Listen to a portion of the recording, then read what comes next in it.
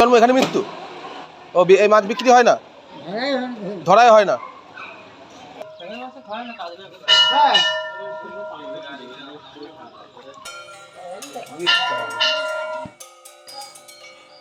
হরে কৃষ্ণ, রাধে রাধে। আজ চলে এসেছি মূল পর্বে।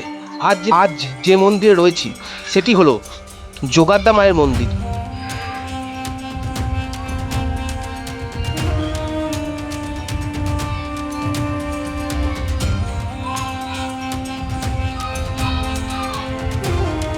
আর এই সেই দিঘি যেখানে মা যোগাদ্দা থাকেন। আর মাকে জল থেকে তোলা হয় 31শে বৈশাখ। বিশাল উৎসব হয় এখানে।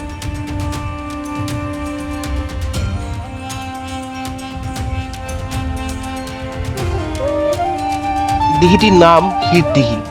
এখানে বড় বড় মাছে পরিপূর্ণ।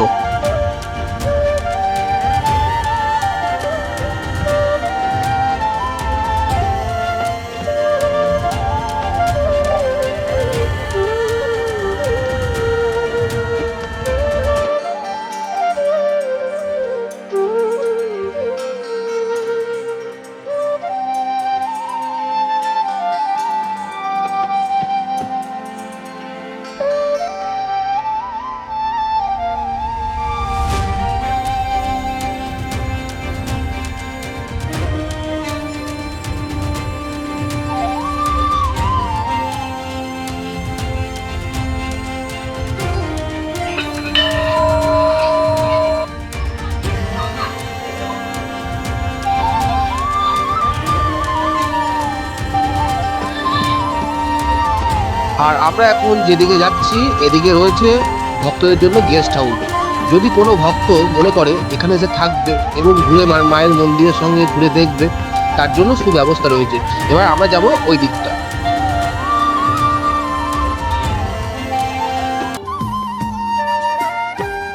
এখানে গেস্ট হাউস চালু আছে। হ্যাঁ, কি নিয়ম আছে এখানে? হ্যাঁ হ্যাঁ, কেউ যদি থাকতে চায় আইডেন্টিটি লাগবে। হ্যাঁ, আর রুম ভাড়া 24 ঘন্টা।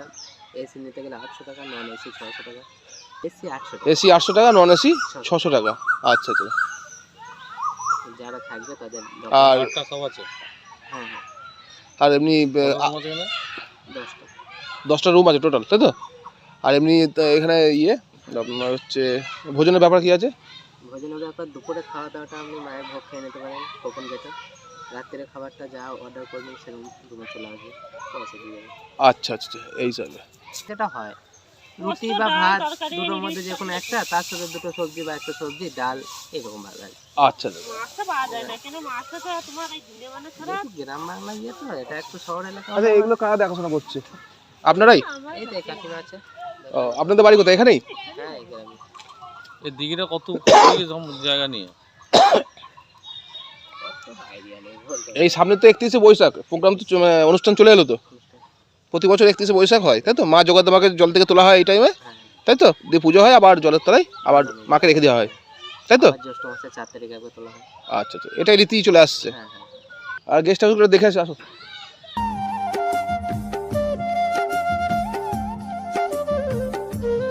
এবং 24 ঘন্টা ইলেকট্রিসিটির ব্যবস্থা আছে, যদি কারেন্ট বাই চান্স চলে যায় কোনো কারণে, তাই এখানকার জেনারেটর ব্যবস্থা আছে।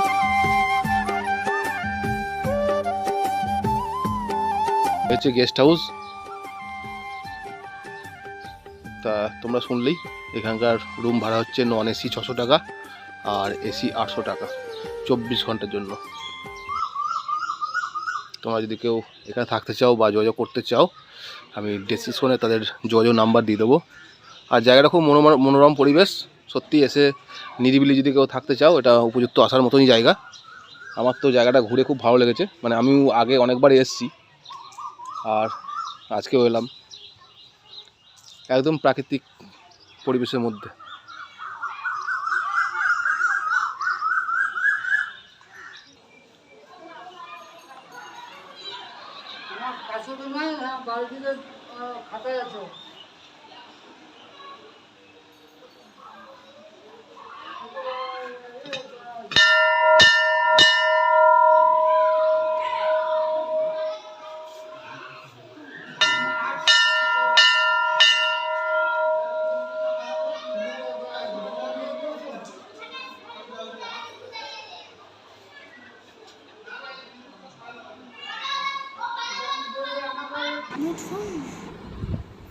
এখন সামনে যে মাছগুলো তোমরা দেখছো খুব কিলবিল করছে, লাফালাফি করছে, এই মাছগুলি এখানেই জন্ম আর এখানেই মৃত্যু।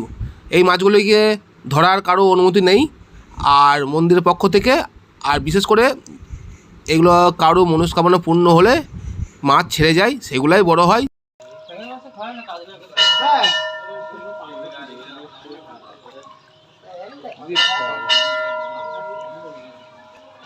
কি মাছ এটা? এগুলো না না, এদিকে এদিকে একই সাইজ নাকি? হ্যাঁ, ওগুলো বীরবল রুই। না, এই যে সাদা সাদা মুখ, হ্যাঁ, এটা ওইটা কি মাছ বলতে পারছি না। বীরবল রুইয়ের ক কেজি ওজন? এ পাঙ্গাস পাঙ্গাস এটা পাঙ্গাস, হ্যাঁ এটা পাঙ্গাস। বীরবল রুইয়ের ক কেজি ওজন হচ্ছে? বলতে পারবো না, এটা পাঙ্গাস। হ্যাঁ পাঙ্গাস। তো 2 কেজি 1 কেজি হবে একবার ওজন নাকি? এইগুলো 2 কেজি।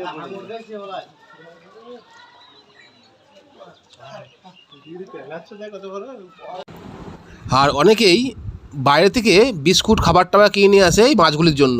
খাবার দিলে এরা খুব লাফিয়ে লাফিয়ে খায় এবং দেখতে খুব আনন্দ লাগে, ভালো লাগে দেখতে বেশ। তোমরা যদি কোনো দিন যাও বাইরে থেকে খাবার টাবার কিনে নিয়ে ঢুকো মন্দিরে, তাহলে মাছগুলোকে খাওয়াতে পারবে।